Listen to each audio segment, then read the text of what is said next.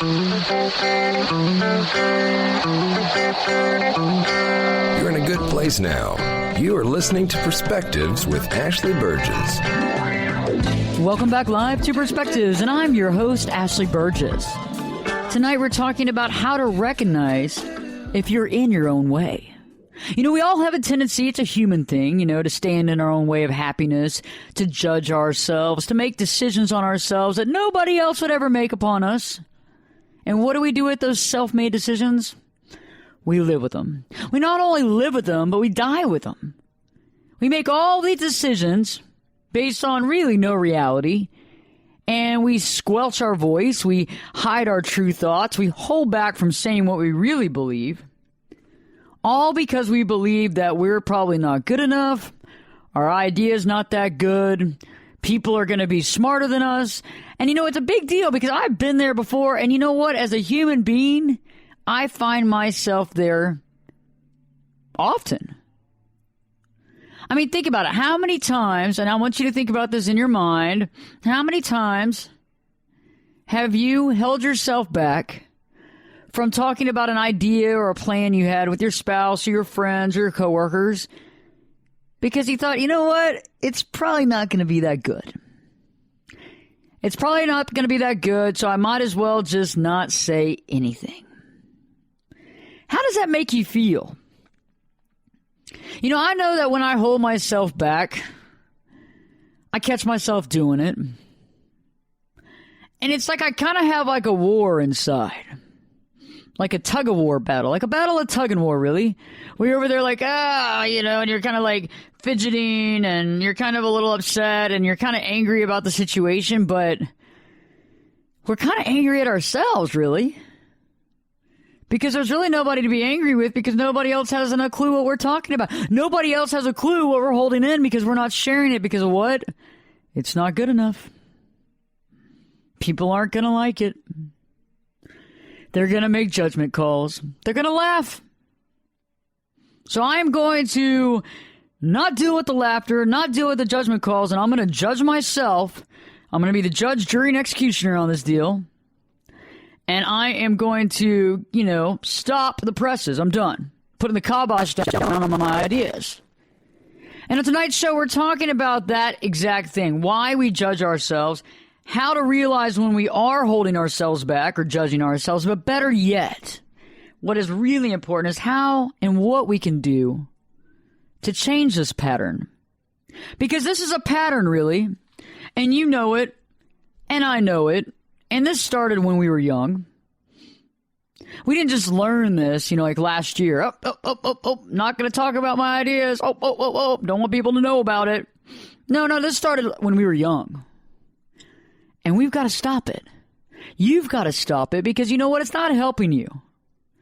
And even more so, it's making you angry at yourself. And why would we want to be angry with ourselves? Why would anybody want to be angry with themselves? Why would anybody want to have a bunch of regret on their plate of life? Because, that's kind of what it is. Anytime that I hold myself back, you remember the old microwave meals, right? The ones that were the freezer meals, and you have the little compartments, right, for each item. So you had like the meat component, which was kind of in the middle, closest to you, right, when you put the plate down, the tray. You had like little corn spot, little thing with the yellow corn. You had like some sort of green, probably. You maybe had like a little dessert thing. And I don't want to have that part that I'll call regret full. And so let's forget about all the food in the tray. Let's look at the tray in a different Burgess perspective.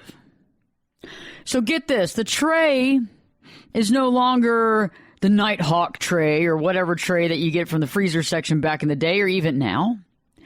Instead, each one of those little compartments is full of what you get or what you give in life. So the more I hold myself back, right, the more we hold ourselves back, the more we put the kibosh on our own deals and our own ideas, one of those trays begins to fill up. And I'd like to call that tray not the cherry pie or the apple cobbler. I'd like to call that the regret tray. So I got a heaping large amount of regret sitting toward the right here. Okay. Got that taken care of. You know what? I don't want any more regret. And you have on the other side, you have another tray where that corn was. And we call that anger and self-resentment. I don't want any more of that either. I'm tired of that. I don't want any more of that. But how do I stop feeling those two trays? And instead I feel the happiness tray, the self-worth tray, and just the tray that makes me feel good about myself because you know what? I did right by me. That's what I want to feel. I'd rather have the other two trays empty. And I don't know if that's a possibility, but I think it is. And I think that we can really talk about this tonight on this show because I think that there's definitely a possibility to eliminate at least 99% of our regret in our life. And I think that our regret is the one thing that in the end attacks us. I think in the end, the regret is the thing that you go, my God, if I would have just dealt with this earlier. I mean, think about it. On an extreme case, you have a family that two people in the family end up having a total argument. They have a total disagreement, and it becomes a full-on feud, okay?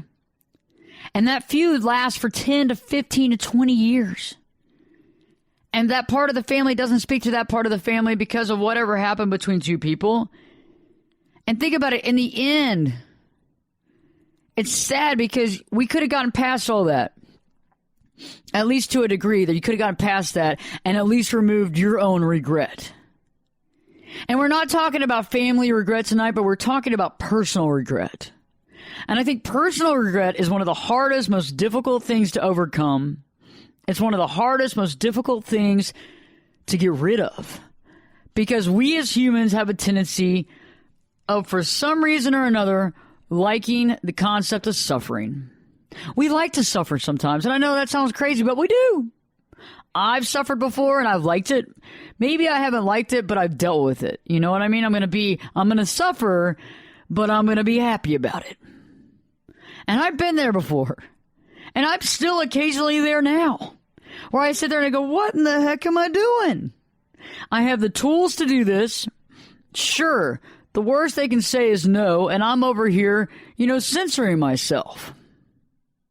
It makes no sense whatsoever, but how many times have I done it? I've done it so many times. I mean, this is habit. This is habit. There's a model. I've created a model of how to do it.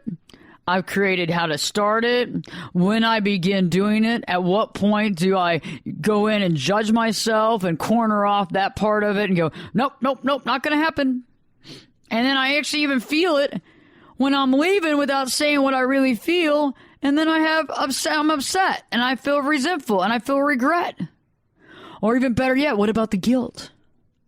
What about the guilt that we feel when we don't say how we feel? And it's not necessarily always the guilt to the other person. It's kind of our personal guilt. Because I think that there's certain things that have to be said.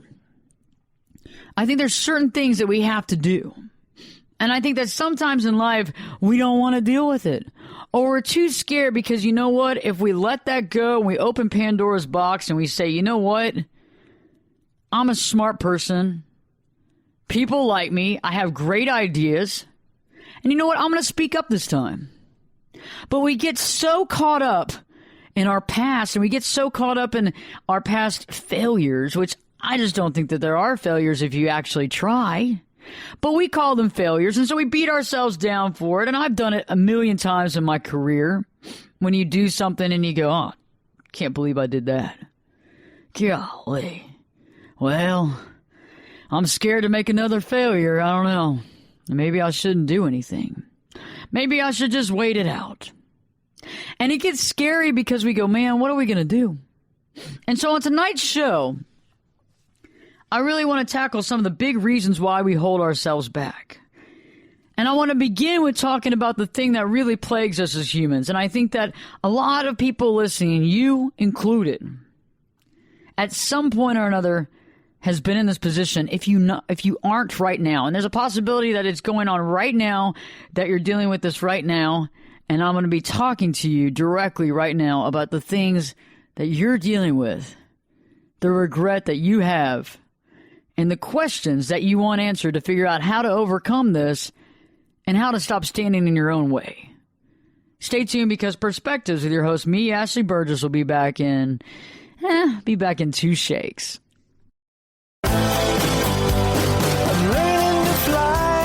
Turn it up and jump in the deep end on Perspectives. Now, here's Ashley.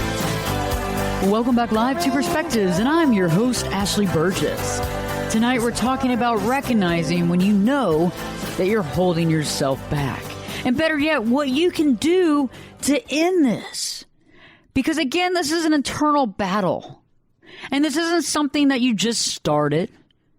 You didn't just start judging yourself. This is a pattern. This is a life pattern. This is something that you learned at a very young age. And you've continued to do it through your life. And you know what I'm talking about. You know what I'm talking about.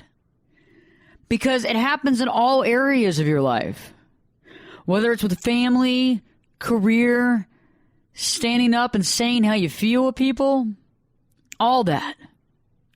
And like I was talking about earlier with the lunch tray example, I don't want to have that corner spot where the cherry pie or cobbler was at. I don't want to have that full of just a bunch of regret. I don't want to have a bunch of personal regret on my tray. And the reason for that is that's some real depressing stuff. That's some stuff that's hard to bounce back from, because it's just hard. Because it's not about anybody else. It's about you. And you know that you can't blame anybody else but yourself, which is a scary place to be at. But it's true. We've all had personal regret. And I want to talk right now about something that I know that a lot of people listening have dealt with and are currently dealing with. You leave a lot unsaid. And you feel upset, maybe even guilty, unhappy, even worried that you weren't actually able to express how you truly feel about something. We leave a lot of stuff unsaid, like the films, like the movies. There's so many movies out there where it's like, you know, the couple's in love and all this stuff's going on, and then she leaves and he doesn't know why she leaves, and then she comes back and all this stuff, and there's all these questions and they hug. But you know, at the same point in time, that to me doesn't make me feel good. I want to step up and say, hey, this is how I feel. This is how I think. This is what's going through my mind. And I think a lot of us choose not to do that. And we choose not to express ourselves with family, with work, with our friends, with our coworkers. Why is that? Why is it that we choose to leave a lot unsaid? We'd rather feel upset, feel kind of beaten down, feel really regretful about not saying how we feel. All because of what? Because we feel that what we might say or what we will say will hurt other people? Because we're scared about how it's going to sound? Is that what it is? Is it because we're scared because we haven't said it out loud and we don't know how other people will accept it? Is it because we think before we even say it that it's a no good thought anyway because it's coming out of our own mind? And I think a lot of people feel that way. Well, it can't be that good of an idea anyway, or it can't be this good of an idea for me to bring up, because you know what? It's probably not that clever of an idea. But better yet, I don't know if I can express this about myself. And that's what I'm getting at right now. So think about this. You have relatives, friends, family who you absolutely adore. And you want to share something with them. You want to share how you feel. Or maybe you're having an argument and you'd like to be straight up, transparent, honest about what's going on. And it's weird because, you know, when people get in their deathbed, you know, we always hear about the deathbed thing, right? So-and-so's on their deathbed. And it's interesting how some family just wants to be there, obviously. But other family has to be there. They have to be there because they've left all this stuff unsaid. If it would have been different, if they would have just said how they felt, if they would have just been honest with themselves and expressed how they felt, this wouldn't be a need be. They wouldn't have to run up, literally get a ticket right that day, fly in to see their relative and beg to see them and get on their knees and cry and explain the situation. Instead, they'd be at peace. They'd be at peace with their honesty, at peace with what was said. Because to me, I feel like sometimes you can say things and it doesn't have to be said perfectly. Okay.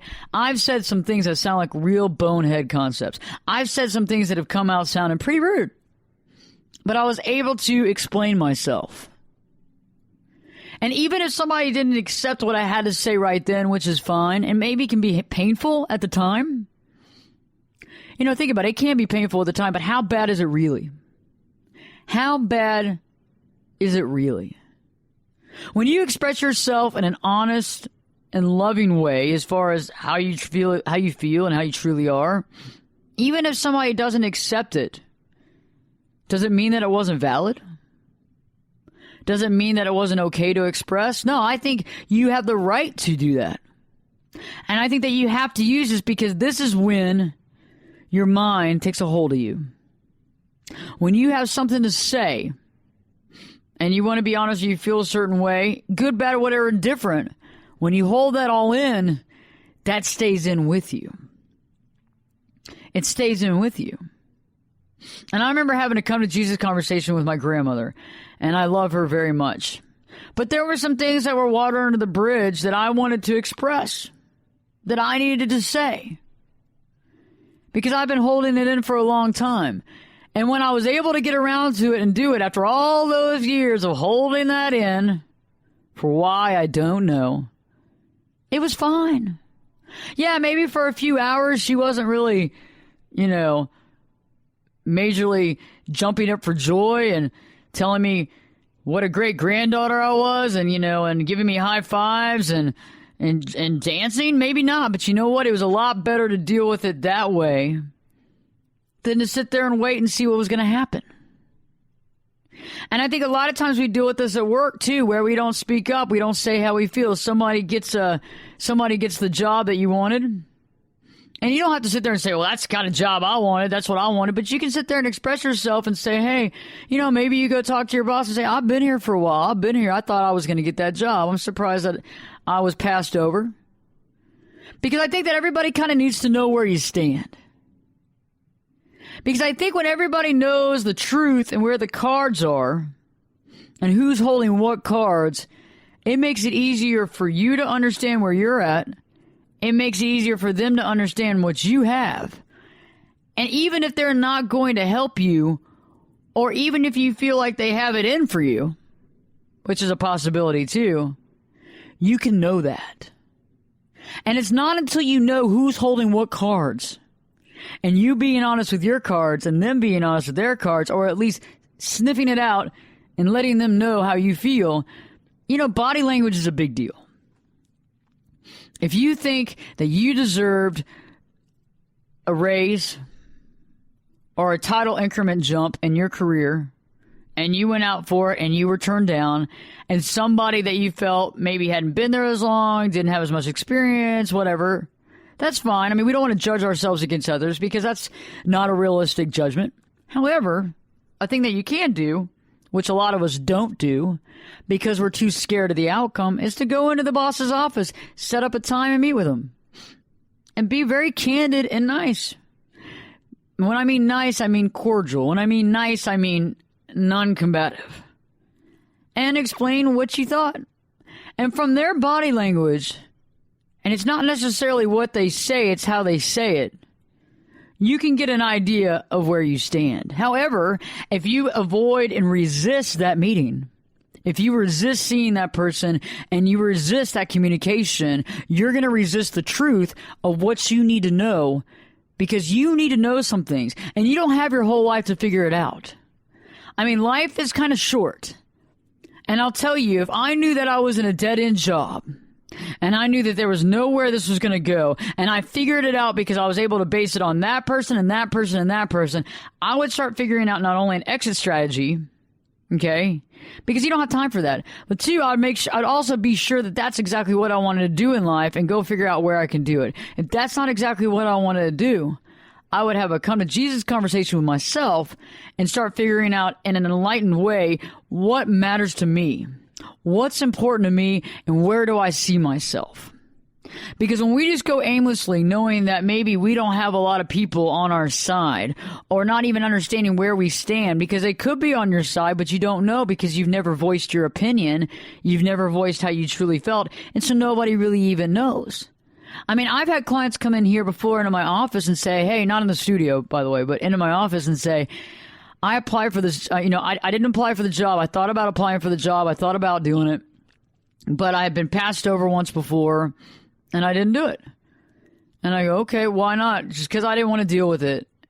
And then the next thing you know, they'll come back in 2 weeks later and say, so-and-so got the job. He's totally unqualified, comparatively. And I could have gotten that job. And I said, I feel bad that you didn't apply, but you judged yourself before anybody could judge you.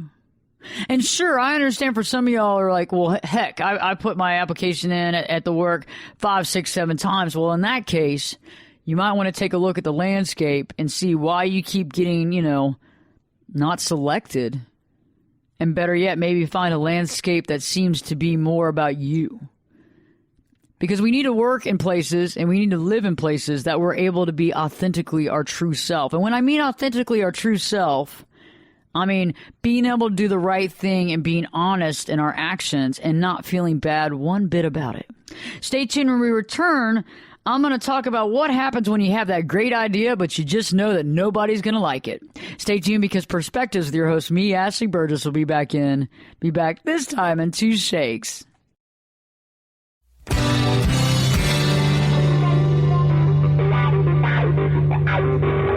This is Jake Busey, and you're listening to Perspectives with Ashley Burgess.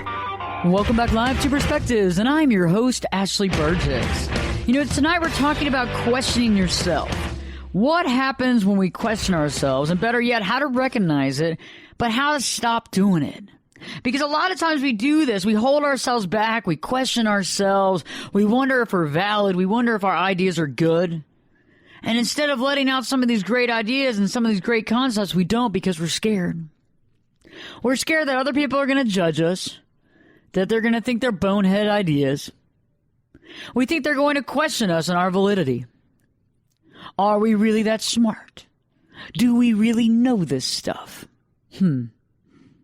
I got it. I've been there before. And I think it's human to be there. I think 99.9% of humans at least question themselves at least probably once a day. And the other ones that don't, they're just a bunch of know-it-alls, okay? Seriously. I mean, I know that you can get to the point where you don't question yourself, but I think that if you have some sort of humility, it's hard not to. But I think we can get to a good concept where we have humility, we are good people, we think highly of others, we respect ourselves, but yet we still question ourselves, but it doesn't get in the way of our happiness. It doesn't get in the way of the big picture. Because when it begins to take over our life, we have what? A big mound of guilt, a big mound of self-resentment, because self-resentment is a big deal, because that's just not cool.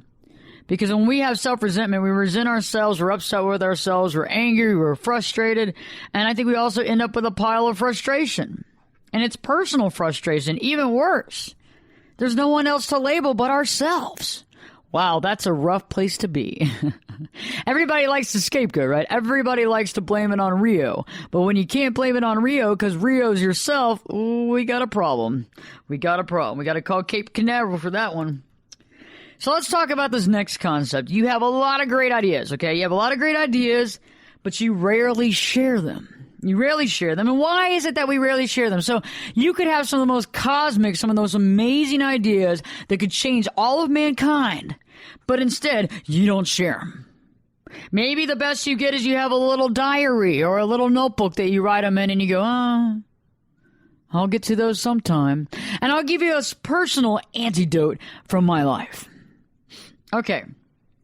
I happen to be a bit of a pack rat. Okay. I'm going to go in and come out as a pack rat. I should probably go to meetings, pack rat meetings. When I walk in the door, they'll be like, hi, Ashley. Seriously. I have pack rat genes. I got it from one family member. My mother is the exact opposite. I've never seen somebody so organized in my entire life. Yes, that's not me, really. And so there I am. I'm the pack rat, and I collect a lot of stuff. But one of the things that I collect a lot of are notebooks that I write a lot of great ideas, a lot of great show concepts that sometimes never see the light of day.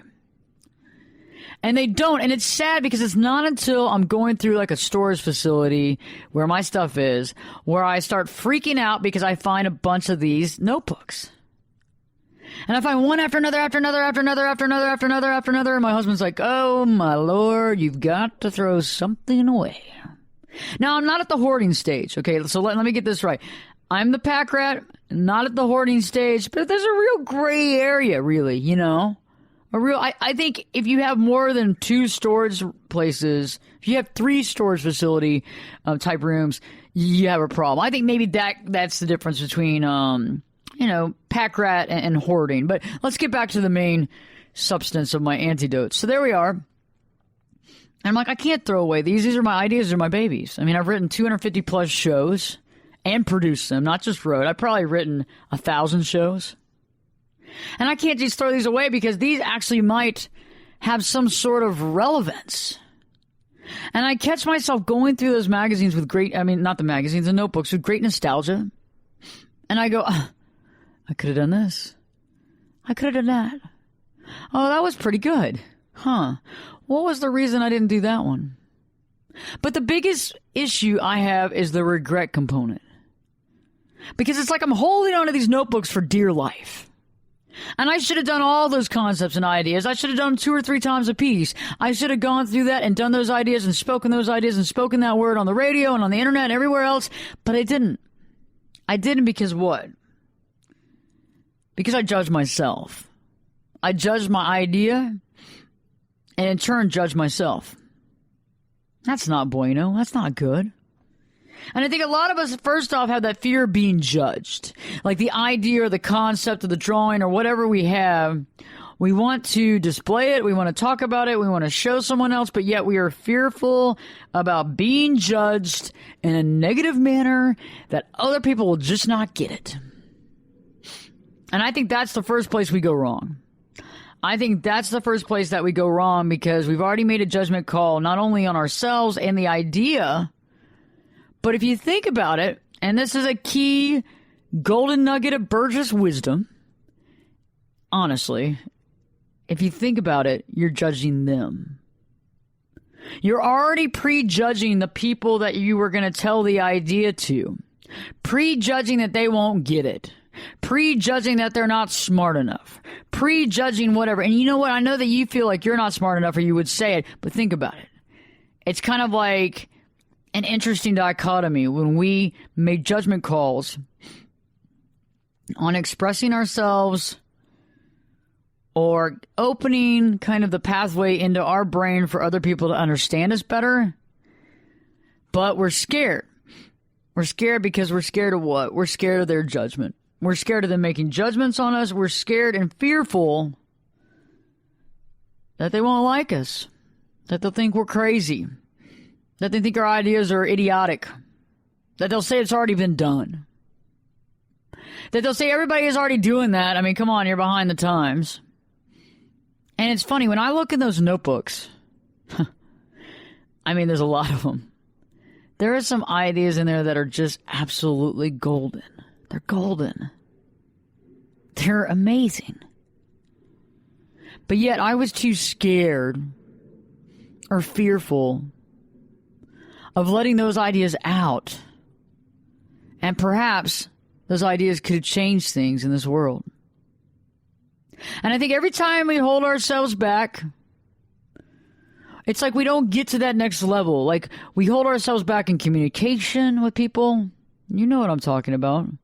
When was the last time you were in a conversation with somebody and instead of telling them exactly how you felt, you kind of sugarcoated and everything, and it just seemed like an odd conversation, and you left and you didn't see him for 6 months, and then you see him again and you do the same thing. Well, you wonder why you haven't seen him in 6 months. Probably because you don't have any deep conversations with him. Straight up. What do you have to talk about? Nothing? How perfect your life is? Good luck. I'd like to see a perfect life. Show me one. Show me one. Step right up, and show me a perfect life because I want to see it now.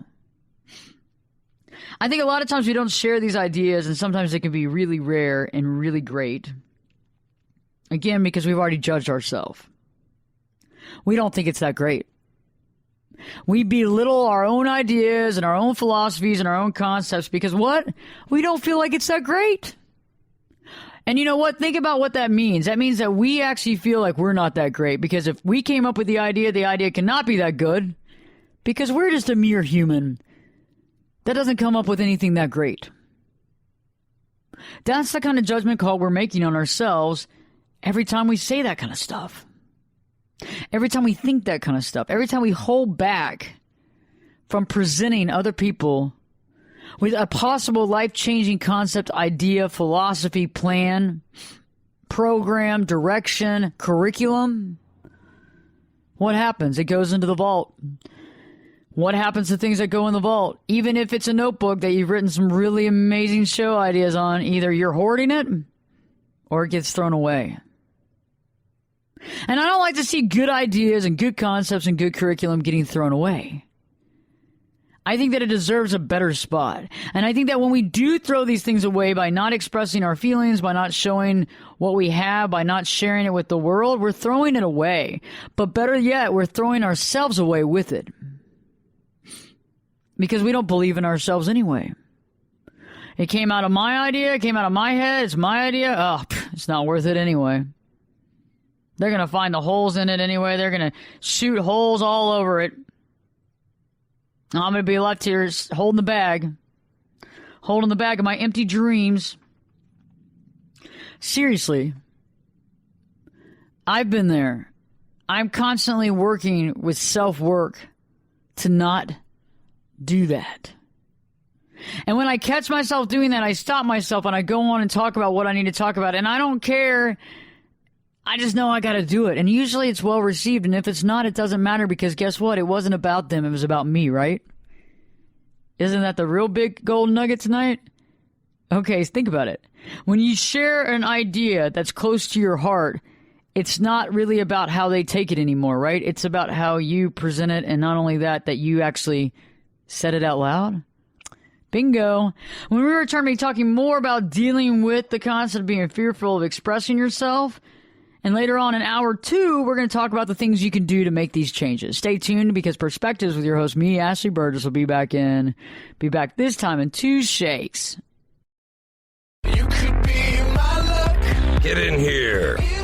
You're listening to Perspectives with Ashley Burgess. We'll be safe and sound. Welcome back live to Perspectives, and I'm your host, Ashley Burgess. Tonight we're talking about recognizing when you're holding yourself back. Better yet, what you can do and how to combat that.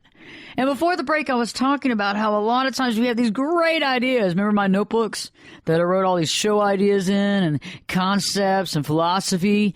And I hold it back. I don't tell other people because I'm probably fear of being judged. I've already judged myself thinking, it's not that good. Not that good. But you know what? When I go and see those notebooks and I go into storage and I find them, it kind of like gets me a little sad. Because I start reading these concepts and ideas and they're really, really good. And why did I judge myself and say they weren't? What's within me that makes me feel like I'm not good enough to talk about the truth? What's within me to wonder? And I think a lot of great ideas and a lot of great concepts have a tendency of falling apart based on this. And I think that's a problem. And I think that's part of the regret component that we have, is that we have all these great ideas and stuff, but we judge ourselves before they come out, and we judge ourselves and we judge them. And really, it's about letting it go, putting it out there, not worried about if the person's going to buy into it, but knowing the fact that you cared enough about yourself to say how you felt, to say your idea. And you hadn't judged yourself before. You know, the next concept I want to talk about is when we're judging ourselves and holding ourselves back, we have a tendency of getting internally angry and even sad and somewhat depressed when someone we know or someone we see seems to be living their dream. And I'm not going on the concept that we hate it when our friends become successful. I'm not going there. That great Morrissey song, I'm not going to, we hate it when our friends become successful. No, I'm not there. I'm talking about the concept that we get internally angry at ourselves. We get internally sad and depressed with ourselves. Why can't we be living the dream? Why can't we be living our life dream? Why? Why not? Are we not good enough? And I think it begins with being upset about where we are, where we see ourselves in life, how successful we envision ourselves, how unsuccessful we envision ourselves.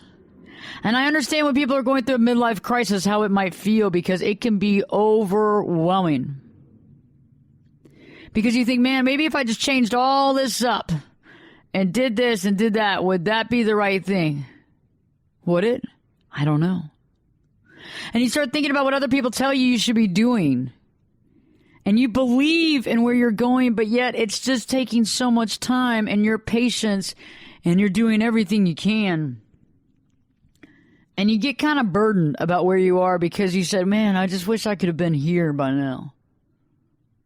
And it gets frustrating, especially for somebody that believes in the source and believes in God and believes in this stuff. And you get frustrated because you say, you know what? I'm frustrated. That person's over there living their dream. Now, the problem with this concept is two-pronged. One, you really don't know if they're living the dream. Their outside persona is totally different from inside. They're loving in life and everything. They could not even love life or be happy with it. You just see what you want to see. That's the first conundrum. The second thing is that where are we? You sit there and you say, I wish I was here, but I'm here, but now I would like to be there. So in life, we have to sit there and say, what is it about? Where do I want to be at in life, mentally, emotionally, physically? What makes sense to me? And I think a lot of times we're angry because of what we haven't accomplished, the things that we haven't accomplished, the things that we've left unsaid. And that's what burdens us the most.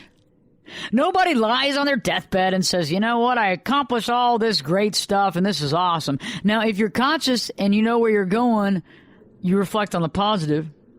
However, most of us don't. We reflect on the things that we left undone. We reflect on the things that we have regret about. The things that never got sealed, the closure we never received. We get angry for what we didn't accomplish because we knew we could accomplish so much, but yet what?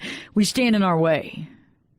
And this is the caveat for tonight's show, is that we get angry for what we haven't accomplished, and I am guilty as charged, just like you. We get angry about what we haven't accomplished. We get upset about it. We get depressed about it, a little angry, a little upset, a little sad. But yet we still stand in our own way of accomplishment. Wow, that's a rough one. That's like a triple chocolate layered cake. You never know where to start with that. Do I start with the resentment on this side, or do I start with the fact that I'm my worst enemy? Oh, gosh, I don't know. I'll take worst enemy for 500, Jack. Pat Sajak, or whatever the guy's name. Seriously.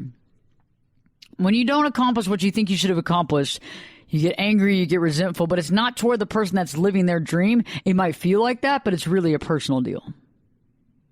Because it's interesting, the way we treat ourselves and who we are within and the way we see ourselves is usually how we see others. Now, sometimes we can come from that position that everybody's got to be better than us because our ideas aren't that great. And we break down ourselves, we break down our personal deal day after day, month after month, year after year. But for the most part, we project. We're the human race that projects our personal inside emotions on other people. Think about it. I'll give you a good example. You walk into let's say a meeting. Let's say you walk into a meeting, a 6 p.m. meeting for, let's just say, example, for the Chamber of Commerce. Let's say you walk into a meeting and you go in and it's kind of a meet and greet. And so there's people walking around and milling. And if you're feeling good about yourself and you're feeling on top of the world, you're not going to worry that other people are over there in the corner whispering. You're not going to think anything about it because it has nothing to do with you. And if it does, who cares? If you walk in, however, being uncertain, a little stressed out, a little scared, not knowing if you're going to meet anybody, kind of worried that you're out of place, a little stressed out about being there, kind of wish you had somebody to go with, kind of feeling a little alone, you walk into that same room with those same people in the corner whispering, you're going to think that they're talking about you. I've done it. You've done it. Almost every human in the planet's done it. You know why? Because when we feel unsure of ourselves, we start seeing other people's actions against us. When we feel angry, we see other people as angry. When we feel at peace, we see other people at peace. When we're at peace, we can functionally see what's really going on. And most of the time, it has nothing to do with us.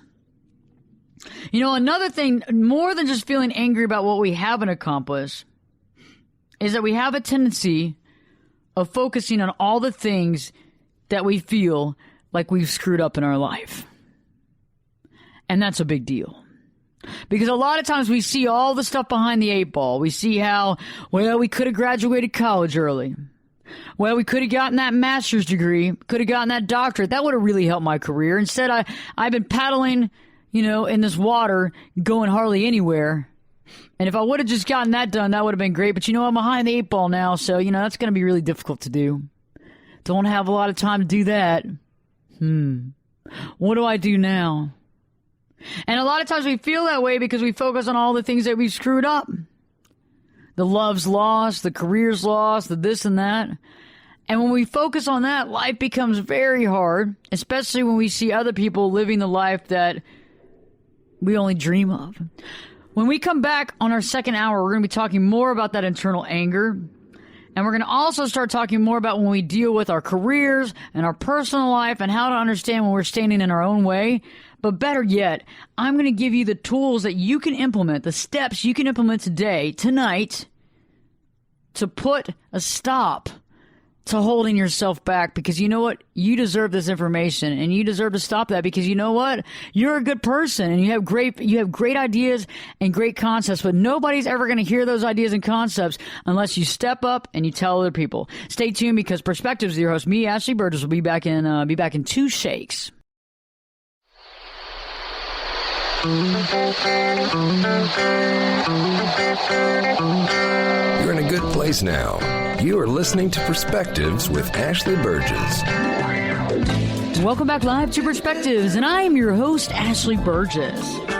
Tonight we've been talking about how to know if you're holding yourself back.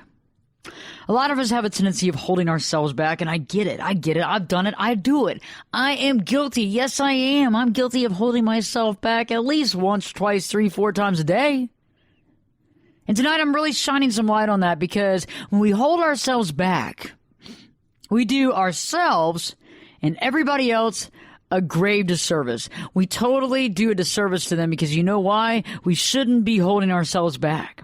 Some of the greatest ideas, some of the greatest concepts, some of the greatest things of all time get lost in translation. We decide that idea, that concept is not good enough to bring out to the public. And later on, you're sitting there with my notebooks like I am, looking at the notebooks in a storage facility going, my gosh, this is some great ideas. And so-and-so made a huge motion picture off this idea, but I thought that idea was not so good.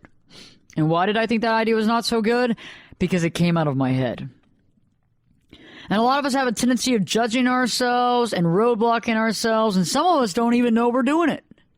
And so later on in the hour, I am explaining not only how to recognize it, but I'm also explaining how to cease fire on yourself. Right before the break, we were talking about how we get internally angry, resentful, upset, sad, even depressed when somebody we know seems to be living their dream. And it's not because we're personally upset with them for living their dream. It's not like that. It's more like we're not living ours. Because you can't really judge yourself against others because you don't really know what's going on. How do you know that's their dream? How do you know they're living it? It can just be the way we perceive it because we don't feel like we're happy with our life. We feel like something's missing. We look at everybody else and go, man, their life is pretty good. Wow, they got a lot going on. Look at me. I'm over here just scraping by. But is their life really that great, or is it just because you're putting that on them because you're believing that everybody's life has to be just a little better than yours? We get upset about where we are, about where we're heading, about where we feel like we should have been by now. And I think that's a big one, where you should have been by now. Where should we have been? Where should we be? And I get caught up in that myself. And I've been caught up with that concept before, where you sit there and you go, my God, I thought I would have been at XYZ by now. I thought I would have achieved this by now. I would have thought I would have hit this mile marker by now. But nope. I'm still back here. Still in the back of the bus. And I know that a lot of people feel that way. And I want to talk about how to not feel that way anymore. How to overcome that. Because, life is hard enough. But when we put roadblocks in our way and we get internally angry, this becomes a problem. It becomes a problem because it's not good to be internally mad at yourself. I've talked about on several other past shows about how it's one thing to be in a fight, not that I'm advising fighting, but it's one thing to be in a fight with someone else. It's another thing to be in a fight with someone else and fighting yourself at the same time. That's doggone difficult and almost impossible. Life is hard enough to get through it, to mitigate it, to go through the waves, to go through the upswings and the downswings without having to fight yourself on a constant basis. The next thing we talked about was what we're angry for not accomplishing. And I think a lot of us can relate about being angry when it comes to the things that we haven't actually been able to do. Now, we have to sit there and functionally realize that we haven't accomplished that. But at the same time, how much of this has been our personal roadblock with ourselves, and how much of it has been just life, career? Some people call it fate. Some people call it karma. But I think when we really focus on what we haven't accomplished, it becomes a problem because it's almost like a self-fulfilling prophecy. When we focus on what we haven't accomplished, we start putting more and more energy and time into focusing on those things. And in turn, we stop thinking about stuff that could actually help us. And then we wonder why our life seems to get worse. And a good example of that in a different equation is I know that we've all been in a bad relationship before. Maybe before you've been married, maybe after your divorce, maybe you got into a bad relationship for a little while. And there were some good parts about it, but there was some not so good parts about it, but you thought about that person all the time. Maybe not necessarily in a good way, but you thought about them at all times. And everything in your life besides them started suffering. And even they started kind of running away. Because of because of our human condition of when somebody, for the most part, when somebody loves you, it's like people go, oh, I don't want to feel like that. But if you push them to the corner, they want to come back at you. It's that yin yang. It's that, it's kind of a crazy little thing. It's not until you find true love and happiness and realize what love and respect is about can you actually be in a relationship where somebody's okay with you treating them well. But you know what I'm saying? When you're focusing on what's not working in your life, everything else starts to not work too. It's like I've done that before where I've focused on the fact that I didn't have enough money. And I kept focusing on it. I kept focusing on it. I kept focusing on it. I wasn't doing anything to get more money. I was just focusing on how stressed out I was about not having more money. Well, guess what? I didn't get any more money until I started realizing that I had to change the way I was thinking about it. And that's not everything. You can't just say, oh, well, now I want money, and so therefore I get it. I'm not going to sit there and buy into that account. But I am going to say that once you start looking for solutions, solutions can begin to present themselves. Before there's even a thought of a solution can't present itself because there is no solution, right? Not until the ending of the book has been written can we read the ending. Otherwise, it's just open-ended. And I think a lot of times we're focused on all the things that we screwed up in our life. I've done that before. Well, I shouldn't have done that when I was young. Well, I should have gotten those grades. Well, I shouldn't have done this. I shouldn't have taken off a semester. I should have had my stuff together. I should have had it within me. Well, you know what? I didn't. And maybe I did the wrong thing a couple of times, but does that really make that big of a change in the big scheme of things? Does it? Does it? I think a lot of times we want to say that it would. If I had just done that differently, my whole life would be different. Everything would be. But is that true? I don't know. What if something else came up? And I know it's easier to put it on something and say, yeah, if I wouldn't have done that, my life would be different. And I understand that.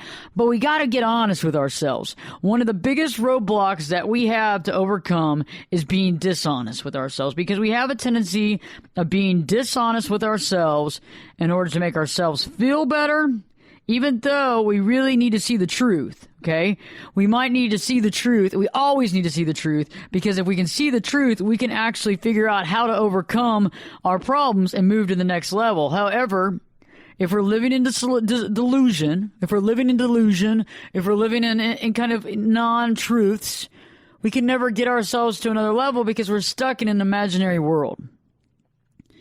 And unfortunately, this imaginary world isn't doing anything for us but keeping us from making positive changes in our life to get to where we need to be. I think a lot of times, too, we feel unfulfilled. We feel unfulfilled in our lives because we aren't where we want to be at. We feel like we've screwed up sometimes. And we feel like we're kind of, destined. We feel like we're kind of destined to mediocrity. And I've been there before, where you feel like you're kind of destined to whatever. And when you were a kid, you believed that you were going to do something, that you were going to achieve something, that you were going to create some magnificent thing. And you believed in yourself to a degree. And I think we learned a lot of this as a child, though, when we got put down for our ideas. Maybe when we started judging ourselves a lot. Maybe we were in a household that was difficult. And the more emotionally difficult a household is when you're a child, the harder it is to believe in yourself. And I understand when I was growing up, it wasn't like I lived in a really difficult family. I had good parents, and, everybody has their strengths. But I was dealing with a condition that none of the health providers in the country understood. And so I felt like I was a misfit. I felt like something was wrong with me. If they couldn't figure out what I had, my condition, there's got to be something wrong with me because I'm a misfit. And when you start thinking that stuff in your mind, you start second-guessing yourself on a lot. And I've done a lot of cognitive therapy and a lot of therapy for myself. I've actually seen a therapist before, because you have to when you're a therapist. You got to go do hours, and you got to do your thing, and you got to learn, and you got to be able to understand yourself. But what I have learned is where a lot of that insecurity came from. It came from that scared kid, didn't know what condition they had, knew that they were sick all the time, in the hospital all the time, but didn't know why. And you have your story too. And don't think that my story is all, it was a rough childhood and it was a rough life, and this went on for a majority of my life and it's still there. But you have a story too, and we need to get to that, because that is what normally stands in the way of you achieving things a lot of times, because we're making judgment calls. You're making a judgment call on that scared kid that you were back when you were 5 or 6. We learned this at a young age. It could have been even younger than that. And so tonight's show, we're going to really be talking about how to change that all around, because life is way too short to be judging ourselves, to making judgment calls, to holding ourselves back. We got to make a change. Stay tuned. When we return, we're going to make that change. Perspectives with your host, me, Ashley Burgess, will be back this time in 2 shakes.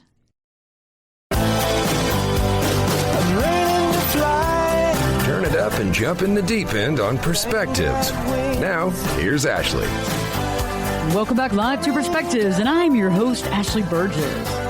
Tonight we're talking about holding ourselves back. How we do it, how to recognize it, and better yet, how to change it, how to stop it, how to cease doing that, and how to go on with our life and be happier and healthier for it. I think a lot of times we hold ourselves back because as a child we did that. As a child we made judgment calls on ourselves. I also believe that sometimes when we're made fun of, we start closing down. But I think even bigger than that is just our own self-doubt. It's human nature to some degree to have self-doubt, but some of us just take it to another level. Some of us take it to a level of art form, where we have self-doubt with everything and anything we do. It's like part of the construction. Oh, well, I got to do this, but I got to employ my self-doubt now. And I can talk about this freely on my show because you know what? I have self-doubt too. And I've overcome a lot of it. But you can't get advice from someone that hasn't had it and hasn't overcome it, because that advice doesn't work. It's like taking marriage advice from a marriage counselor who's never been married. It doesn't work. Let's go another step toward that. It's like taking marriage advice from a marriage counselor who's on their second divorce. Let's go another step from that. It's like taking marriage advice from a marriage counselor that cheats on their spouse. You can't take that advice. You have to find someone that has a marriage that they're happy with, that's been in it for a long period of time, that they're straight up with their spouse, and that they actually love each other, and you know it because they give you advice that's real. They give you advice that's real, and that's what I'm talking about tonight.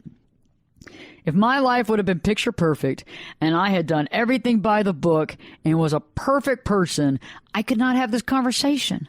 I've done some real bonehead things, okay? I've done some stuff in my past that some of it I still go, some of it I still laugh at, some of it I still awe at, and some of it I kind of cringe at. You know what I mean? Some of it I cringe at, but I still know it's part of me. And that was the first revelation that I had when I was able to kind of step back and stop judging myself sometimes, was I was able to talk about the things that most people would sweep under the rug or hide. And when you're able to talk about those things in front of other people, not necessarily your family, but other people, you've turned a leaf. You know, a good example is when you quit smoking. You know, I quit twice. Most people know that. I quit twice. I quit one time for 7 years, and now this last time for 4 years. And the first time I quit, though, when I would be around smokers, it would upset me. It would anger me. I would ask people in the restaurant establishment, can we not move? Can we not get away from these smokers for the love of God? Isn't there a place around here we can get away from smokers? And I would cause this big scene. And this last time that I quit smoking, it doesn't bother me. If there's somebody around me smoking, I don't care. It really doesn't bother me. Unless I'm in a closed car with the windows up, I don't care. And you know why? Because I'm over it. And that should be the same with your past, too. Is that sometimes we've all done some bonehead things, some stuff that we don't really want everybody knowing, but there comes a time when you kind of got to go, you know what? I don't care. And I think that is almost like this freeing feeling. Like you're able to free yourself of the shackles of your past.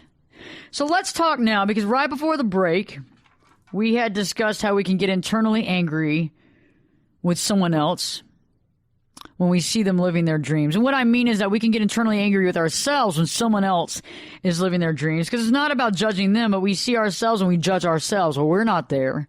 Well, we're not at that level of life. Well, we haven't achieved that. We haven't gotten to this greatness level. We're still, striving and scratching and trying to get to that next level. And that's the key, is that a lot of times we see everybody else as having what we wish we had, but do they really have that? Or again, are we putting another roadblock up to our happiness? Because if we believe that everybody is truly more happier than we are, then guess what they are? They are. We don't have a chance. And I've done that before, where you meet with people for meetings and you listen to their stories and you go, oh my God, their life is amazing. Oh, I don't even know why I wake up in the morning. Why do I even get out of bed? There's no reason to. It's just going to be the same as it was yesterday. And we got to get out of that mindset. We have to move forward and realize that we have a lot of goodness to offer. We have a lot of goodness to be. And we can make changes in our life. We can put that kibosh down to stop making judgments. So let's talk about the steps that we can begin implementing now, that you can begin implementing as you're listening to this show, and make changes to your holding back routine. Because it's become a routine, right?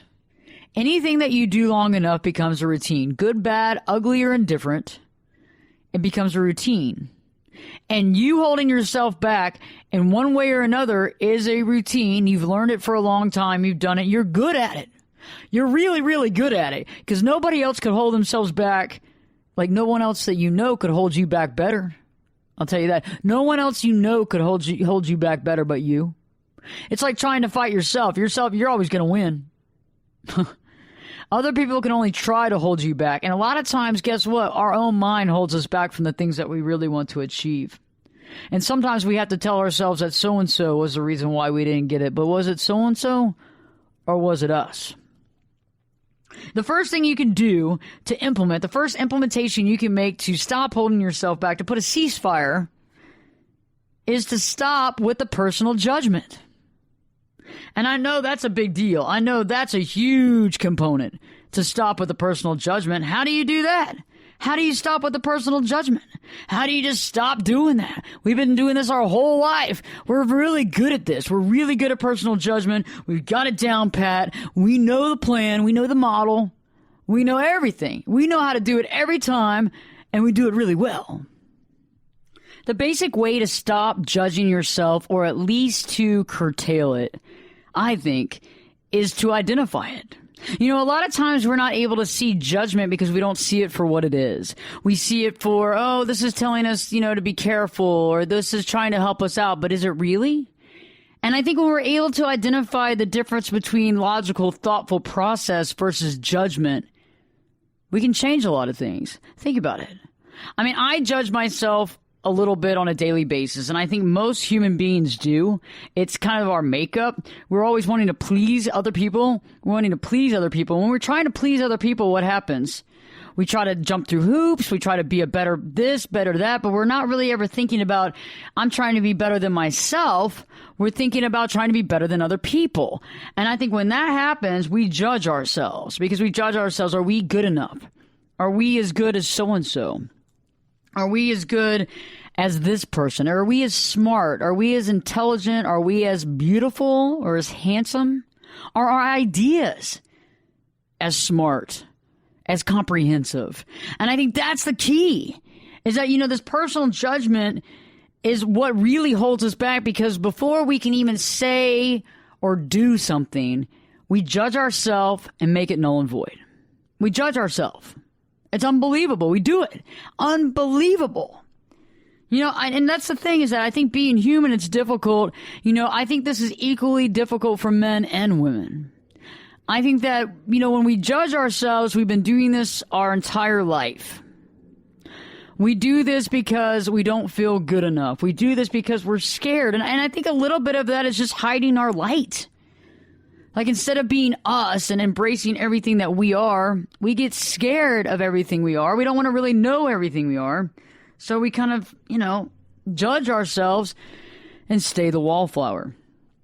The second step that we need to implement, in making changes to our holding back routine, our holding pattern, really, because that's what we're in, is a holding pattern. It's like when you're on a flight and, they say, okay, we're only a few minutes from the airport for landing, but we're going to need to circle around. There's some bad weather. There's some rough weather ahead. And so we're going to circle back around a couple of times, and we're going to stay in this holding pattern until we're told that we can actually break this holding pattern and go on and land. So you know what? We're in a holding pattern. When we hold ourselves back, when we stop ourselves from thinking or feeling a certain way or acting a certain way, or when we stop ourselves from telling other people some of our thoughts or feelings or our ideas, we're in a holding pattern because we're stuck in our brain. We're stuck in the mind telling ourselves, oh, we're not good enough, or this idea is not good enough, or we could do this, or we could do that. And that becomes a problem. And that's where we hold ourselves back, and that's when we become our worst enemy. Stay tuned when we return. I'm going to give you the 3 more steps that you can take, that you can implement beginning tonight, that's going to change your life forever. Stay tuned, because Perspectives with your host, me, Ashley Burgess, will be back this time in 2 shakes.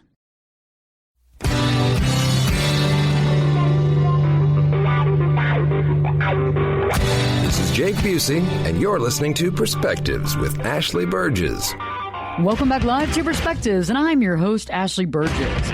We've been talking about holding yourself back, about realizing when you're judging yourself and what to do next. And there's some steps that you can implement tonight to change this whole game, to get out of the holding pattern, to move from the sidelines, and to move back on the field of life.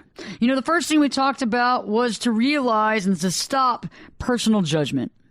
Only you can stop personal judgment. Only you can, because it's about you, right? It's about you judging yourself. And the only way to stop it is to realize when you're doing it and to stop doing it. And I know that sounds really cut and dry, but it's true. And how would you do that? Okay, you make a comment to yourself. You're thinking about telling somebody something. You go, oh, that's no good of an idea. you catch yourself saying that's no good of an idea. And you kind of go, that was a personal judgment. And then eventually you get past the catching yourself to realize, you know what? I'm going to test this idea. And even if people don't go for it, at least I said it out loud.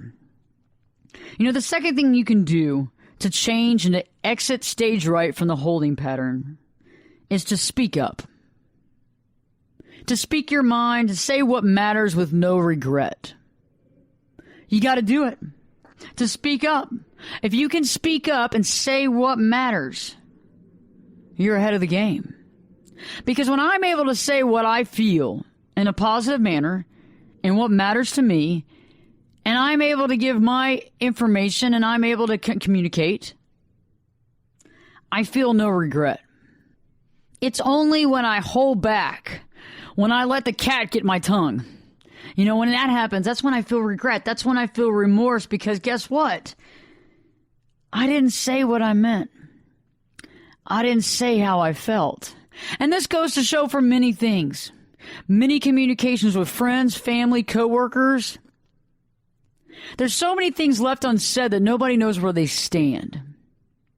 And I think it's part of our responsibility as human beings, as caregivers, as lovers, as people that just care the fact of other people, is to express to them how you feel. And I think that's part of it is, you know, expressing what you're going through, or expressing the love or the caring or what you were thinking, because people can't read your mind.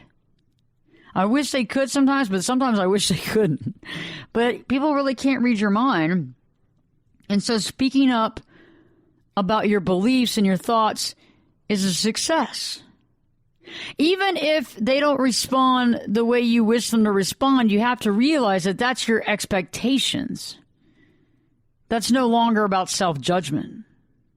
If you were still judging yourself, you wouldn't have been able to speak up, right?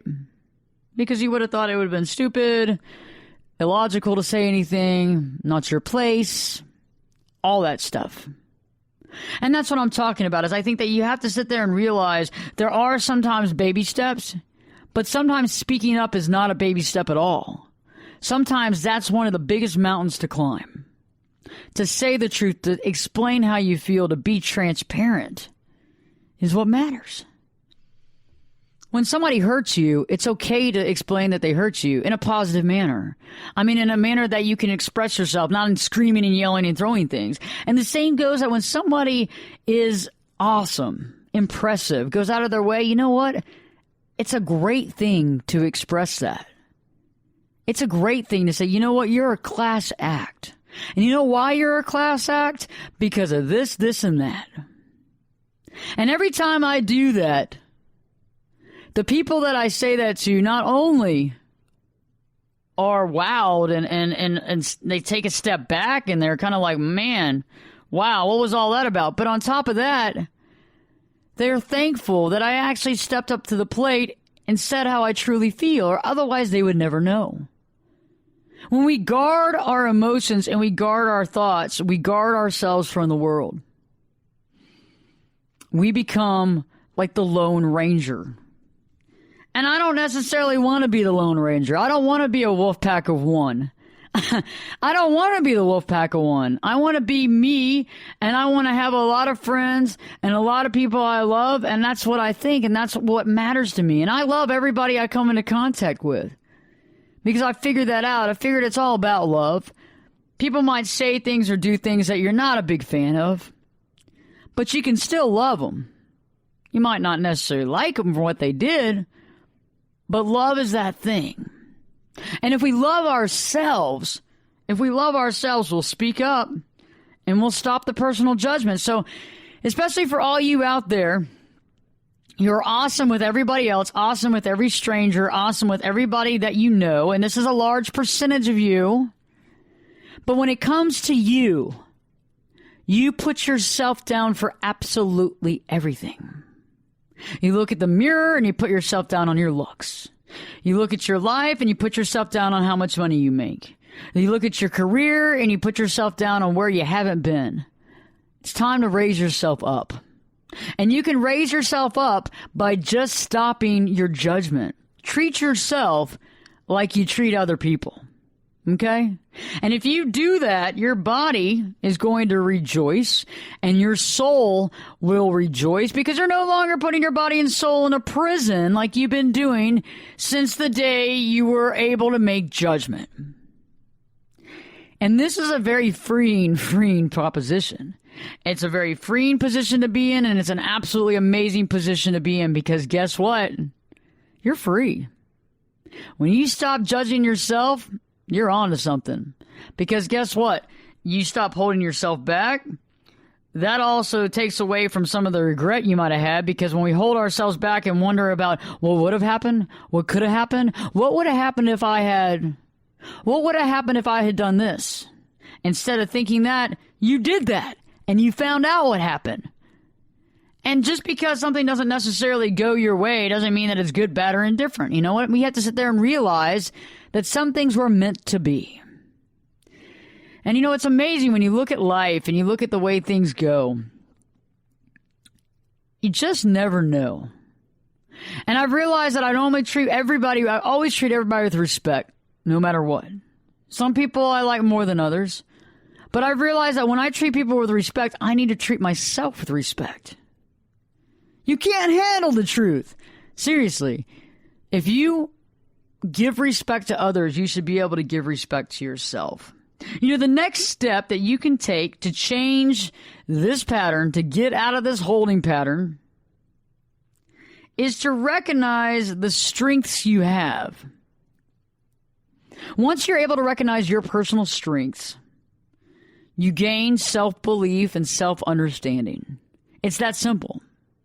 Because like I tell kids when I go to elementary school and middle schools and I do open houses and I do career days and that sort of thing, or they have me talking to the school population, I explain, and one of the first things I say in about minute 7 is, do you know one thing?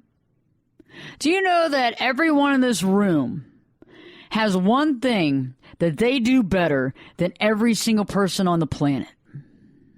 Did you know that? Did you know that you have the ability to do something way better than anybody ever dreamed of doing? It doesn't matter how old or how young you are. And once you're able to see that, or at least to get close to it, because sometimes we only see it from images or outward appearance or sound.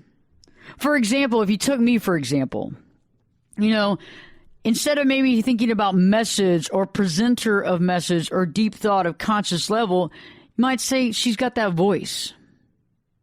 She's got the voice that kind of breaks away all the BS and opens up the line of communication. Now, to me, that's kind of a surface level if you think about it. But if you can get to that level in you and say, I know I can do this better than other people, you figured it out.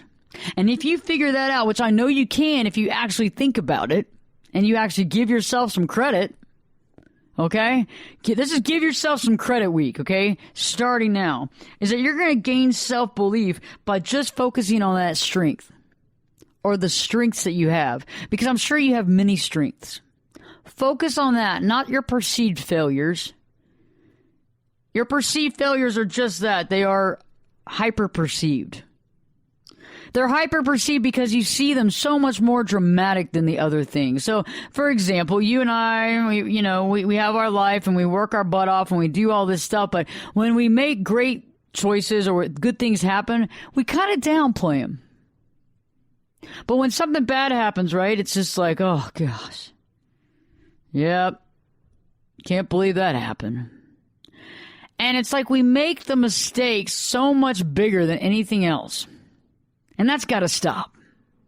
And it might not stop today, but it's got to stop soon, because guess what? If we keep leading with our failures, we're never going to see and reap the benefits from our strengths. When we return, I'm going to be giving you the next step on how to make these changes out of the holding pattern and some words of wisdom to stop that inner critic and to move on. Stay tuned, because Perspectives with your host, me, Ashley Burgess, will be back this time in 2 shakes. You could be my luck. Get in here. You're listening to Perspectives with Ashley Burgess. We'll be safe and sound. I can Welcome back live to Perspectives, and I'm your host, Ashley Burgess. You know, throughout tonight's show, we've been talking about the holding pattern, about what it means when we hold ourselves back. And you know, now we've been talking about the steps that you can implement to stop this pattern, to make a change, to be self-assertive, and to see yourself in a different light.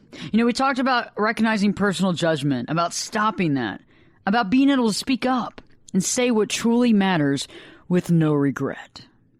You know, we're able to gain our self-belief as well by recognizing our strengths and the strengths that we have instead of our weaknesses or failures that we like to recognize ourselves with.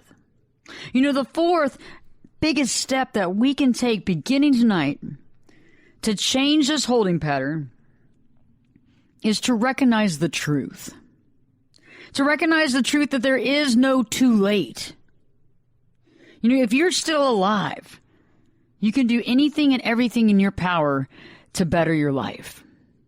You know, it's similar to the same concept of sky's the limit, but sky is not the limit.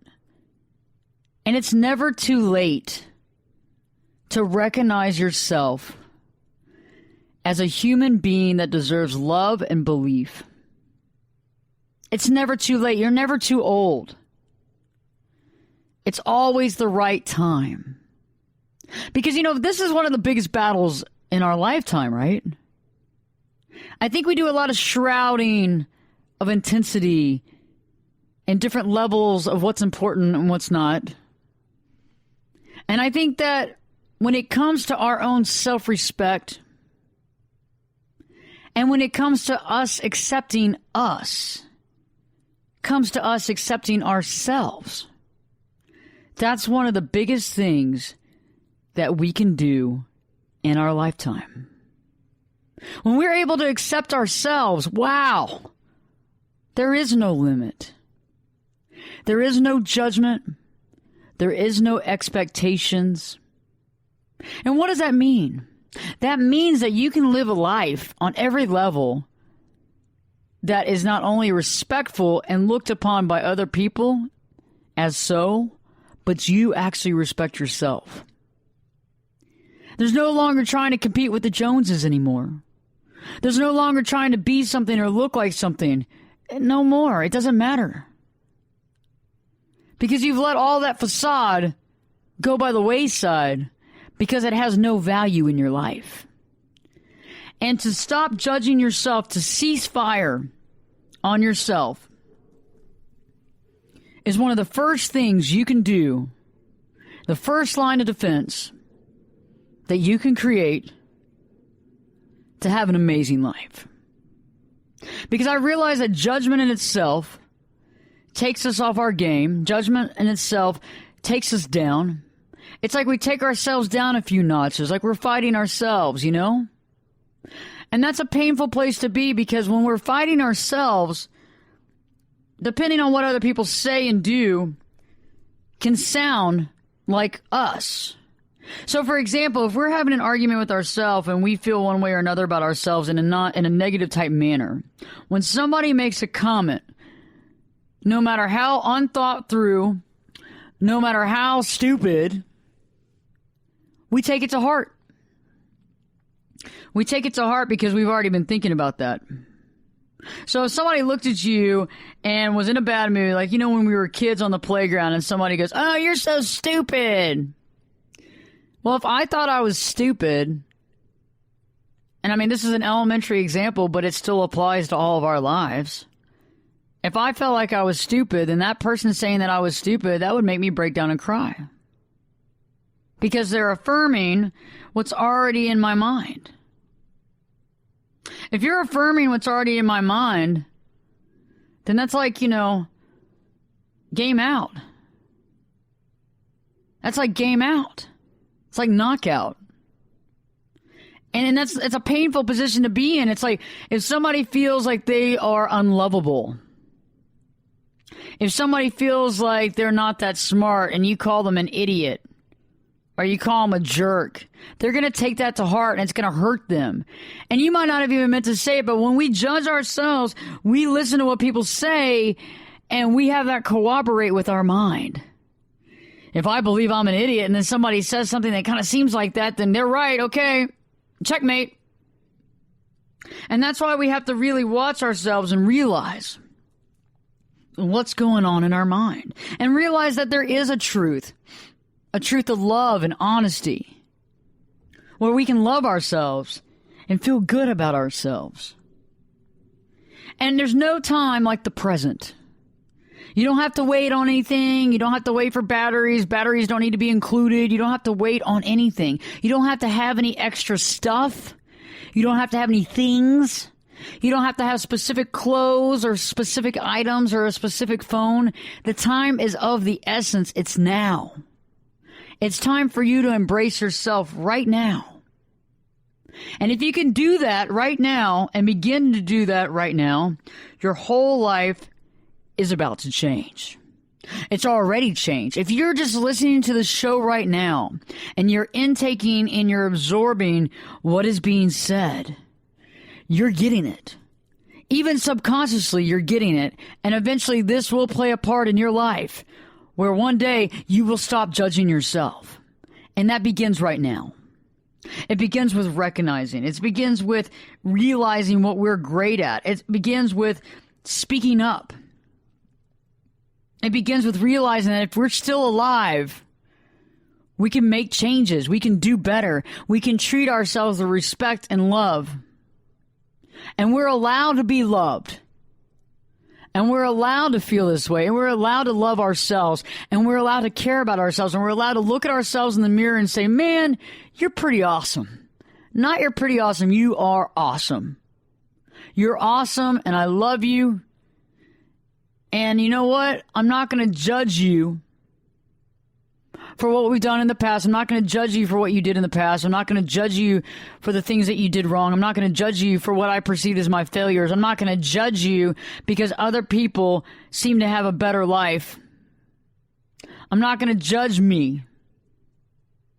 And that's the key, is that when we realize that there is no more room for self-judgment, we are on a roll. When we realize that it doesn't do anything for our life but bring us down and put us in a holding pattern where we feel like a prisoner in our own life, you got to break those chains. It's time. And only you can, because you have the key. You have the key to the shackles that you're in right now. You have the key. You've had the key. You welded that key on your own. And you created the key, and you created the shackles, and you self-created all this stuff. Now it's time to unlock that key. It's time to unlock those shackles. And it's time to get to the nitty-gritty and realize what it all means. And you know, there's a little bit of wisdom here, maybe a lot of wisdom. Let's not cut it down. Let's bring it up. There's a lot of wisdom. Because one of the things I live by that I think you might be interested in is every day when I wake up, I got to put myself back into perspective. You know, the dream state was amazing and, you know, connected with the one.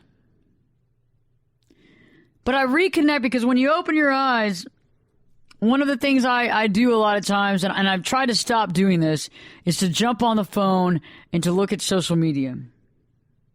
And I've realized that when I do that, I have a tendency of not seeing my life in a truthful way because I'm too busy seeing what I think other people to do better than me. I'm too busy seeing other people living the life that I think I want or that looks good in pictures.